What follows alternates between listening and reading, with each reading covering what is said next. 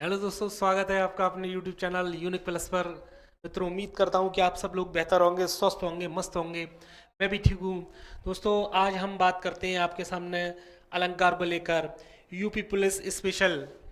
दोस्तों, ये अलंकार आपकी आगामी जितनी भी परीक्षाएं हैं उसके लिए काफ़ी रामबाण साबित होने वाला है, इसलिए आप लगातार हमारे चैनल से जुड़े रहें। चैनल को लाइक करें, कमेंट्स करें, सब्सक्राइब करें। मैं लगातार इसी तरह आपके सामने लगातार वीडियो और प्रैक्टिस सेट लाता रहूँगा। दोस्तों, आप अपनी तैयारी को मजबूती से करें और लगातार मेहनत करें जिससे कि आप कामयाब हों। बात करते हैं आज अलंकार को लेकर। सबसे पहले दोस्तों यहाँ बात करते हैं कि अलंकार का अर्थ क्या है। ठीक है, अलंकार का अर्थ यानी अलम प्लस कार, अलम प्लस कार यानी अलंकार यहाँ।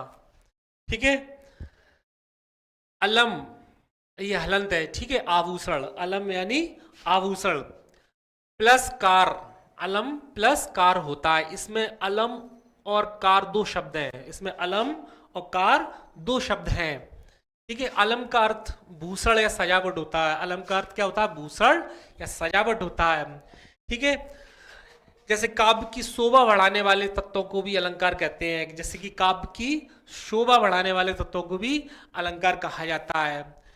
किसी, जैसे कि चार पांच लाइन कोई चीज लिखते हैं हम किसी काव्य की, और उसमें थोड़ा सा और अच्छी तरह से उसको बताया जाए तो उसमें इसमें थोड़ी सी उसकी शोभा बढ़ जाती है।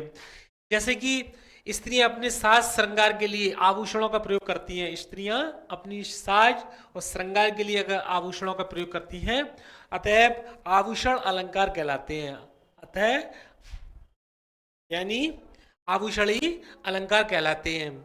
ठीक है, तो अलंकार का अर्थ क्या होता है? अलम प्लस कार, अलंकार। अलम यानी आभूषण प्लस कार, इसमें अलम और कार दो शब्द हैं। अलम का अर्थ भूषण या सजावट है, इसका अर्थ भूषण या सजावट है। काव्य की शोभा बढ़ाने वाले तत्वों को ही अलंकार कहते हैं। स्त्रियां अपने साज सज्जा के लिए आभूषणों का प्रयोग करती हैं, अतः आभूषण अलंकार कहलाते हैं। अब बात करते हैं दोस्तों अलंकार के भेद को लेकर। अलंकार के भेद पर हम बात करते हैं। जैसे कि यहाँ अलंकार के भेद मोस्टली ज्यादातर लोग बताते हैं कि दो भेद होते हैं, जबकि उसके तीन भेद होते हैं। ठीक है, और इस चीज को ध्यान रखिएगा आप। सबसे पहले शब्दालंकार, अर्थालंकार और उभयालंकार। ठीक है, ये तीन इसके भेद हैं, और इसके अंतर्गत क्यों कौन कौन से अलंकार आते हैं यहाँ पर ये मैंने आपको लिख दिया। इसमें शब्दालंकार और अर्थालंकार जो है ये इम्पोर्टेंट है काफ़ी। परीक्षा की दृष्टि से ज़्यादातर जो अलंकार पूछे जाते हैं, शब्द अलंकार और अलंकार अर्थालंकार इसी में से पूछे जाते हैं। जब इस पर अच्छी तरह से आप कमेंट कर लें, सही तरीके से कमांड कर लें और सही तरीके से इसको समझ लें, तब हम इसको पर बात करते हैं। ठीक है, तो यहाँ पर शब्द अलंकार के अंतर्गत कौन कौन से अलंकार, जैसे अनुप्रास अलंकार, यमक अलंकार, श्लेष अलंकार, पुनरुक्ति, बीपसा और वक्रोक्ति, इस तरह से। अर्थालंकार के अंतर्गत कौन कौन से आते हैं, जैसे उपमा, रूपक, उत्प्रेक्षा, मानवीकरण, विरोधाभास, संदेह, अतिशयोक्ति, उपमेय, उपमा, भ्रांतिवाद। इसके अलावा और भी हैं काफी, लेकिन यो मेन जो इम्पोर्टेंट है, जो परीक्षा में ज्यादातर आते हैं, पूछे जाते हैं, इनमें से कम 80 से 90% इनमें से पूछे जाते हैं। इसलिए आप इन पर फोकस करें, और बाकी की ये मैं इसके विषय में आपको सही तरीके से बताऊंगा। जैसे कि यहाँ देखें आप, क्वेश्चन यहाँ पर एक और बनता है दोस्तों। जैसे कि यहाँ पूछ लिया जाता है कि अनुप्रास अलंकार, यमक अलंकार, श्लेष अलंकार और उपमा अलंकार, इनमें से ये कौन से अलंकार इनसे भिन्न है? तो यहाँ पर ये तीन तो शब्द अलंकार के अंतर्गत आते हैं, बाकी का उपमा अलंकार के उपमा अलंकार जो है वो अर्थालंकार के अंतर्गत आता है। इस तरह से क्वेश्चन पूछ लिया जाता है। ठीक है, तो आप इस चीज का ध्यान रखिएगा। ये भी आपको शब्द अलंकार के अंतर्गत कौन से अलंकार हैं, अर्थालंकार के अंतर्गत कौन से आते हैं, इस पर इस तरह से ध्यान रखिएगा। तो क्वेश्चन ऐसे करके पूछ लिया जाता है कि बताइए कि अनुप्रास, यमक और श्लेष और उपमा इसमें क्या भिन्नता है, इसमें क्या है। तो इसमें शब्दालंकार के अंतर्गत ये तीन आते हैं, बाकी के उपमा अलंकार जो होता है वो अर्थालंकार के अंतर्गत आता है। या रूपक पूछ ले या उत्प्रेक्षा, कोई सा भी पूछता है इस तरह से, तो आपको इस चीज पर ध्यान देना है, ठीक है। अब बात करते हैं शब्दालंकार को लेकर अनुप्रास अलंकार की। अनुप्रास अलंकार क्या है, अब यहां आप ध्यान से सुनिएगा कि अनुप्रास अलंकार वर्ण का बार बार आना, वर्ण यानी वर्ण किसे कहते हैं, इसको इंग्लिश में लेटर्स कहते हैं। वर्ण जैसे का, खा, गा, ये सब वर्ण है, ठीक है। वर्ण का बार बार आना हो तो वहां अनुप्रास अलंकार होता है। वर्ण का बार बार आना वहां अनुप्रास अलंकार होता है। यहां देखें, कुल कानन कुंडल मोर पखा, कुल कानन कुंडल मोर पखा, उर पे बनवाला विराजती है, उर पर। अब यहां देखें, का वर्ण ये है और का ये है, यहां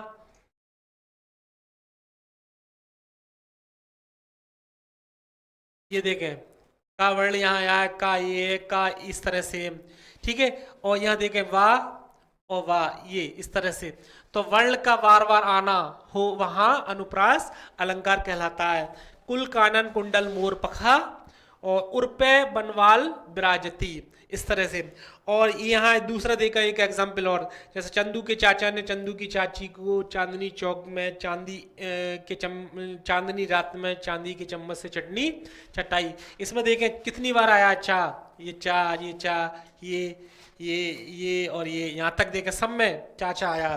तो इससे हमारी क्या होती है कि वर्ण का बार बार आना वहां अनुप्रास अलंकार कहलाता है, ठीक है। ऐसी एक एग्जाम्पल और है, दम के द्वितीया द्विती दामनी जो किल के कल बाल विनोद करें, तो इसमें दादा की बार बार आवृत्ति हो रही है, तो ये क्या कहलाती है, हमारा अनुप्रास अलंकार कहलाता है। तो आप ध्यान से समझ के पढ़िएगा और काफी आप लोग उसको समझेंगे, ठीक है। आगे बात करते हैं यमक अलंकार को लेकर। यमक अलंकार क्या है, ठीक है। यमक अलंकार जब एक शब्द, ठीक है, वर्ण जो का, खा, गागा होते हैं और शब्द जो वर्णों से जुड़कर शब्द बनता है, ठीक है। जब एक शब्द का प्रयोग दो बार होता है, एक शब्द है उसका प्रयोग दो बार हो और दोनों बार उसके अर्थ अलग अलग हो, और दोनों बार उसके अर्थ अलग अलग हो, एक शब्द का प्रयोग दो बार हो और दोनों बार उसके अर्थ अलग अलग हो, तब यमक अलंकार होता है, ठीक है। ध्यान से समझिएगा तब आप आगे बढ़िएगा। जैसे कि काली घटा का घमंड घटा, काली घटा का घमंड घटा, नव मंडल तारक वृंद खिले। अब यहां ध्यान से समझना, जैसे काली घटा का घमंड घटा, एक जो घटा और ये घटा, एक घटा जो होते हैं वो काले बादल, ये होते हैं काले बादल, काले बादल इस तरह से। ये वाली गठा का अर्थ ये होता है काले बादल, ठीक है। और गठा उधर लिखा गठा कम हो गया, घमंड कम हो गया, यानी कम होना, कम हो जाना, इस तरह से देखें आप। जैसे काली घटा का, यहां देखा जब एक शब्द का प्रयोग दो बार होता है, एक शब्द ये है, इसका प्रयोग दो बार हो रहा है यहाँ पर, एक बार ये एक बार ये, दो बार होता है और दोनों बार उसके अर्थ अलग अलग हो, दोनों बार ये और ये देखा अर्थ देखो, काले बादल और कम हो जाना अलग हो, हाँ यमक अलंकार होता है, ठीक है। तो इसके एग्जाम्पल से समझे आप। इसी तरह से दूसरा देखें एक एग्जाम्पल और, सजना है मुझे सजना के लिए, सजना है मुझे सजना के लिए। यहाँ पर जैसे कोई स्त्री कहती है सजना है, तो वो उसकी सजावट यानी वो अपने आप मेकअप करना इस तरह से पाउडर वाउडर लगा कर एकदम सज जाती है। तो यहाँ सजना तो एक यहाँ पर आ जाता है, किसी चीज अपने आप को ज्यादा पाउडर लगाना, वो क्रीम व्रीम लगा कर एकदम सजना, वो हमारा सजना कहता है। और मुझे सजना के लिए, सजना यहाँ पर किसके लिए सजना है, वहां पर ये आया सजना, ठीक है। जैसे कि कोई स्त्री है अपने पति के लिए सजती है, तो यहाँ ये हो गया एक अर्थ, तो यहाँ सजना हो गया, क्रीम व्रीम पाउडर लगाकर इस तरह से सजना। दूसरी बात हो गया सजना, सजना यानी अपना पति वगैरह उसके लिए सजना। तो यहाँ दोनों के अर्थ अलग अलग हैं। यहाँ देखें बार बार वही वाली बात हम बताते हैं कि आपके सही तरीके से आपको की समझ में आ जाए। ठीक है, आगे बात करते हैं दोस्तों श्लेष अलंकार को लेकर।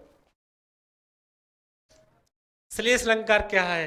ठीक है, इसमें देखो, इसमें एक शब्द के अनेक अर्थ होते हैं। इसमें एक शब्द है, उसके अनेक अर्थ होते हैं।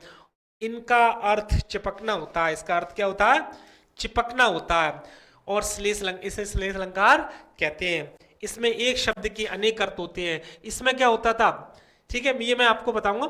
जब एक शब्द का प्रयोग दो बार हो और दोनों का अर्थ अलग अलग हो, इसमें तो एक शब्द का प्रयोग दो बार हो, दोनों का अर्थ अलग अलग हो। इसमें एक शब्द के अनेक अर्थ होते हैं और इसका अर्थ होता है चिपकना होता है। इसका अर्थ चिपकना होता है। इस श्लेष अलंकार कहलाता है। ठीक है, जैसे एग्जाम्पल समझे,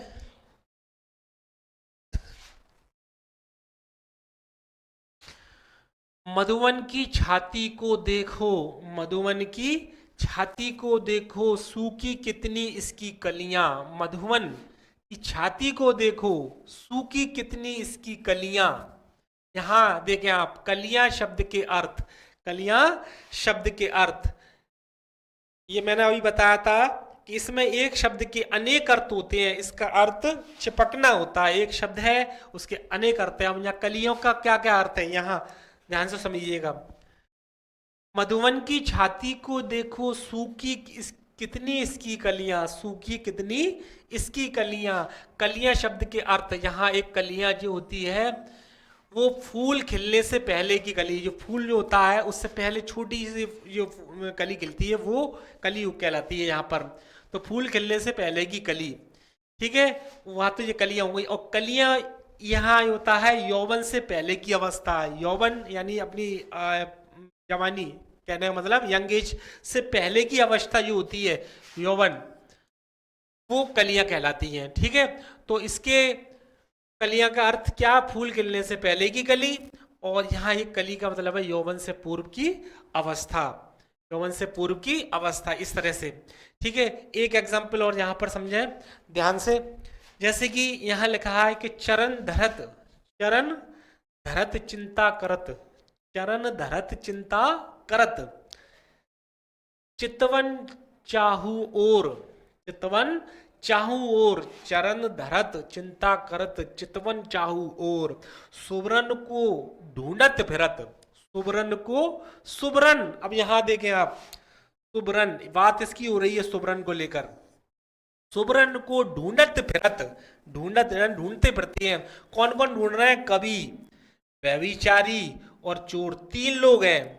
ठीक है, तीन लोग किसको ढूंढ रहे हैं? सुबरन को। अब सुबरन का अर्थ यहां पर क्या है? इसका अर्थ क्या होता है? चिपकना।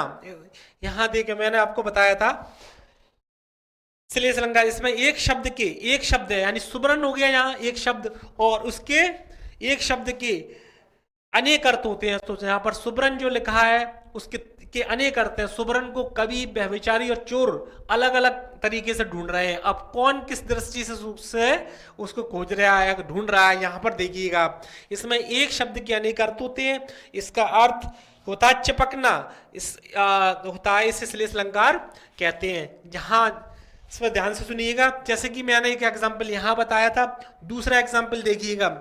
चरण धरत चिंता करत, फिर चितवत चाहूं और, सुबरन को ढूंढट फिरत, कवि, व्यभिचारी और चोर, ये तीनों ढूंढ रहे हैं। अब सुबरन कौन है यहाँ देखें। कवि की अगर दृष्टि में अगर बात की है दोस्तों, तो कवि जो होता है वो सुबरन को किस अर्थ में व्यक्त करता है? सुबरन यानी अच्छे शब्द, अच्छे शब्द, कवि की दृष्टि में सुबरन अच्छे शब्द होता है। जबकि अगर व्यभिचारी का अगर बात की जाए तो व्यभिचारी अच्छा रूप रंग, अच्छा रूप रंग। और चोर की अगर हम बात करते हैं दोस्तों, तो चोर का मतलब यहाँ पर सुबरन का अर्थ होता है स्वर्ण ढूंढ रहा है। तो कहने का मतलब या कवि, व्यभिचारी और चोर सुबरन को खोज रहे हैं। तो सुबरन का यहाँ पर जो अर्थ है वो अलग अलग है। यहाँ पर मैंने आपको ये एग्जाम्पल से समझाया। ठीक है, तो दोस्तों आज हमने आपको सामने तीन अलंकार शब्द अलंकार को लेकर हमने आपके सामने बात करी है आज। शब्द अलंकार अलंकार के कितने भेद होते हैं ये मैंने आपको सब बताया था। तो यहाँ पर अनुप्रास अलंकार, यमक अलंकार, श्लेष अलंकार के विषय में मैं एग्जाम्पल के मैंने आपको समझाया, और मैं उम्मीद करता हूँ कि आपको ये बेहतर तरीके से समझ में आ गया होगा, और उस पर आप काफ़ी गौर से, काफ़ी ध्यानपूर्वक आप उसको समझा करें, जिससे कि आपको आगामी परीक्षा में कोई भी परेशानी नहीं हो। और इसी तरह से मैं लगातार आपको के सामने वीडियो लाता रहूँगा, सही तरीके से आपको समझाता रहूँगा, और प्रैक्टिस सेट भी लाऊंगा। अब शब्द अलंकार क्या है, अर्थ अलंकार क्या है, उभय अलंकार क्या है, इस पे आप डिटेल वाइज आप थोड़ा सा समझिएगा और इसको ध्यान से पढ़िएगा। क्वेश्चन कभी कभी ऐसे भी पूछ लिया जाता है कि शब्द अलंकार के अंतर्गत कौन कौन से अलंकार आते हैं, अर्थ अलंकार के अंतर्गत कौन कौन से अलंकार आते हैं, इस तरह से मिक्स करके पूछ लिया जाता है। तो इसमें ये होता है कि कभी कभी बच्चे को कन्फ्यूजन हो जाता है कि कौन सा अलंकार किसमें है, इसलिए आप इस बात पर ध्यान दीजिएगा कि कौन सा अलंकार और ये है किस अलंकार के अंतर्गत आता है, ठीक है। और इसी तरह से ये उपमा अलंकार है, ये अर्थालंकार है, रूप अलंकार, जितने भी हैं ये और भी ज्यादा हैं, ये मैंने आपको मैन लिखे हैं।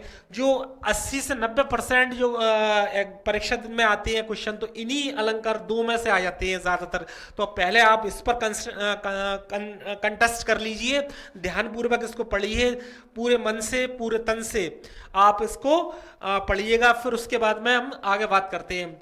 और इससे आगे भी हम आपकी PDF वगैरह में बना दिए हैं, और PDF में इसके आगे आपको और अलंकार मिल जाएंगे। वैसे मेरा मानना है कि ज़्यादातर मोस्टली इसी में से क्वेश्चन पूछे जाते हैं, तो इसलिए आप इसी पर अपना बढ़िया तरीके से फोकस करिए और ख़ुद को सफल बनाइए।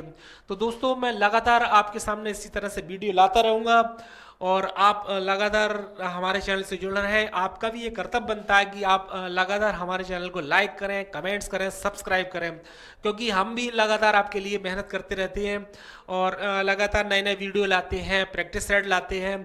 इन्हीं अलंकार को लेकर मैं आपके सामने प्रैक्टिस सेट भी लाऊंगा, जिससे कि आप पहले इस पर काफ़ी ध्यान से आप अध्ययन कीजिएगा कि कौन सा अलंकार क्या है, कौन से एग्जाम्पल में कौन से अलंकार में कौन सा एग्जाम्पल आया, उस पर आप काफ़ी गहनता से अध्ययन कीजिएगा। उसके बाद में जो प्रैक्टिस सेट कराएंगे तो वो प्रैक्टिस सेट काफ़ी आसान हो जाएगा। इसलिए आप लगातार हमसे जुड़े रहें, चैनल को लाइक करें, कमेंट्स करें, सब्सक्राइब करें। मैं इसी तरह से लगातार आपके सामने वीडियो प्रैक्टिस सेट लाता रहूँगा। मिलता हूँ आपको इसी अलंकार टॉपिक के साथ में नेक्स्ट वीडियो में। जब तक के लिए जय हिंद, जय भारत।